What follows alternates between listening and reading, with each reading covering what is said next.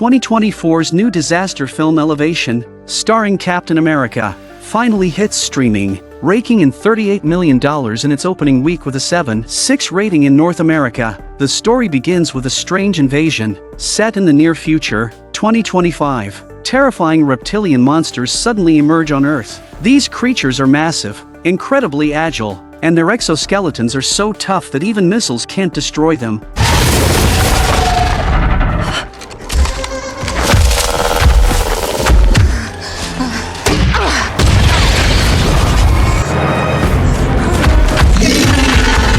The monsters surge from underground and invade cities, launching a ruthless slaughter of humanity. In less than a month, 95% of the human population perishes in this disaster. However, just as humanity believes civilization is on the brink of collapse, some survivors make a surprising discovery. The monsters seem to have an unknown weakness related to altitude. Once they climb to elevations above 8,000 feet, the monsters cease their attacks. Thanks to this revelation, the remaining humans are able to survive in the midst of the apocalypse. Several years later, survivors establish settlements in high-altitude regions, living simple, regular lives, working by day and resting by night. Will is a survivor from the Rocky camp. Over the past 3 years, Will has made multiple trips down the mountain to the city to gather medicine for his critically ill son. Although every trip is dangerous, Will feels it's worth it when he sees his son growing stronger. However, as time passes, the areas around him are depleted, and if Will wants more supplies, he'll have to venture into farther regions. To make matters worse, the filters needed to treat his son's condition are running out. If Will can't find more filters within 3 months, his son will die from suffocation.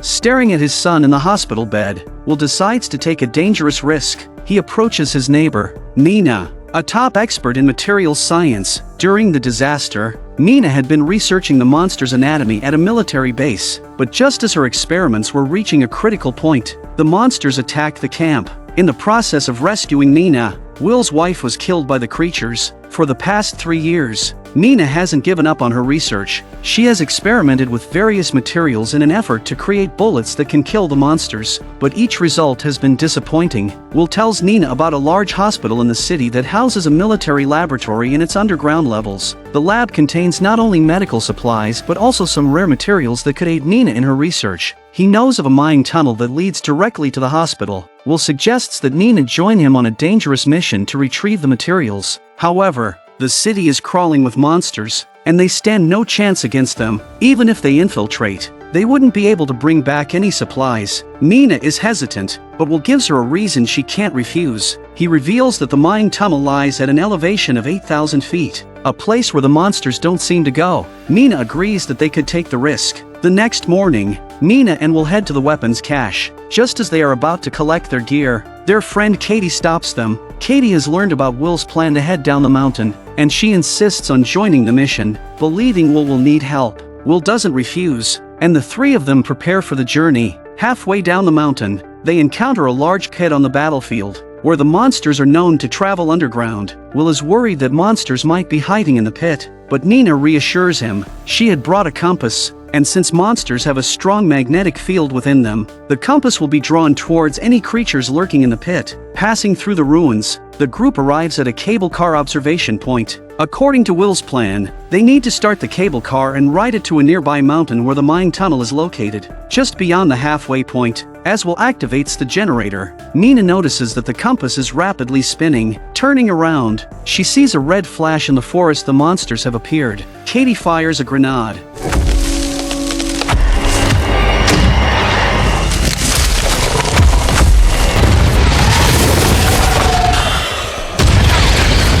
Successfully drawing the monsters away. Meanwhile, Will successfully starts the cable car, and the two of them head toward Katie's position. Luckily, they made preparations in advance, and Katie manages to reunite with them. Just as Will thinks they are safe, the monster's tentacle unexpectedly wraps around the cable car's rope. Fortunately, they are close to the 8,000-foot mark, and before the monster can catch up, the trio crosses the safety line. At the halfway point, they find an abandoned wooden cabin. Inside, there is not only food but also plenty of whiskey. The three of them, having not seen alcohol in years, open a bottle. While chatting, Will talks about the origins of the monsters. He reveals that the creatures emerged suddenly from a mine tunnel, and their anatomy is incredibly peculiar. They don't eat or drink. They seem to be specifically designed to hunt humans. Katie recalls a novel she once read and suspects that the monsters could be creations of a subterranean civilization, sent to clear the surface so that the underground dwellers could return.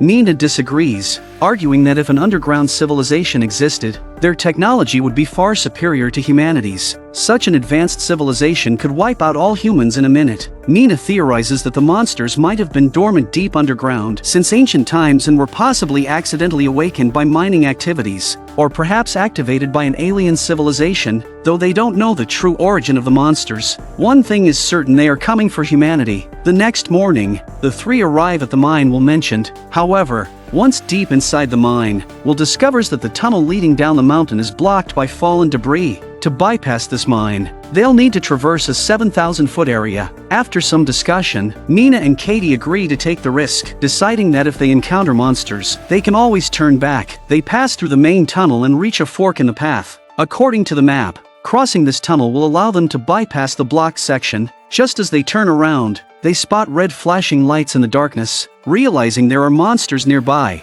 the trio instinctively bolts for safety. Katie fires a grenade in an attempt to collapse the tunnel, but the monsters are too fast, and the debris doesn't trap them. In the panic, the group hides in a narrow gap, quickly turning off their headlamps and holding their breath. At first, Will thinks the monsters can't get through, but to his horror, a monster's tentacle slithers into the gap. Seeing the terrifying tentacle, Will pulls out a flare. The flare draws the monster's attention, allowing the trio to escape through another exit. However, just as Katie climbs out, the monster appears behind her. She's impaled by the creature's tentacle. Hearing Katie's screams, Will tries to rush to her aid, but by the time he turns back, Katie has already been dragged away. The remaining two dare not linger. They climb the stairs quickly, reaching safety at the 8,000-foot mark before the monster can catch up. Having narrowly escaped, Will and Nina don't stop to rest. They leave the mine and find an abandoned cabin nearby. Surprisingly, the car outside still starts. As the night falls, the two decide to take shelter in the cabin and make some repairs. From Nina, Will learns why the monsters are impervious to human weapons. It turns out that the monster's skin is made of a special alloy that's thousands of times harder than titanium. Even nuclear bombs can't kill them. By chance, Nina discovered that the alloy reacts with bone elements, but before she could start experimenting, the base fell to the monsters. Over the years, Nina has tried to create bullets infused with bone elements, but they still can't penetrate the monster's skin. However, in one experiment, she found that the higher the purity of the bone, the greater the imprint left on the monster's skin. The reason she agreed to go down the mountain with Will was to test a formula in a lab. If they can find the right formula, they can kill the monsters. Relieved by the news that bone elements can kill the monsters, Will's spirits are lifted. The next morning, the two set off in the cabin's car toward the city. With the car, they quickly reach the hospital. Will finds the filter and medicine his son urgently needs, but just as they're about to leave, the monsters discover them.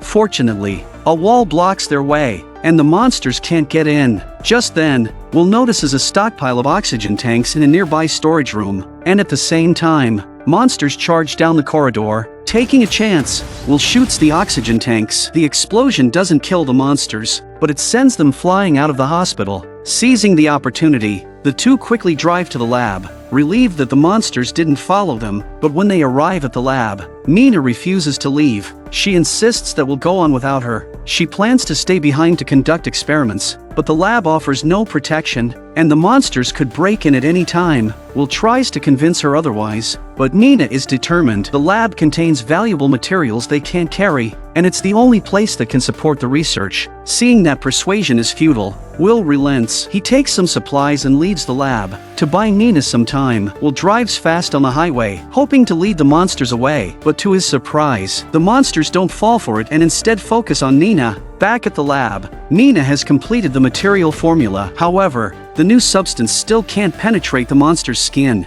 As she prepares to add more ingredients, the compass on her wrist begins to shake. Looking up, Nina spots the lab's power cells. Suddenly, she has an idea and adds a little lead acid to the mix. Just as the monsters reach the door, Nina coats the bullets with the new material. Meanwhile, Will hears explosions in the city, and he fears that Nina might have been killed. Overcome with guilt, Will accidentally crashes his car into a rock, causing it to flip over. Luckily, he wasn't going fast, and Will quickly climbs out of the car and rushes up the mountain, but as he nears the safety zone, a monster appears in front of him. Looking behind, he sees more monsters closing in. He's surrounded. Just when Will thinks he's done for, a loud explosion shakes the forest.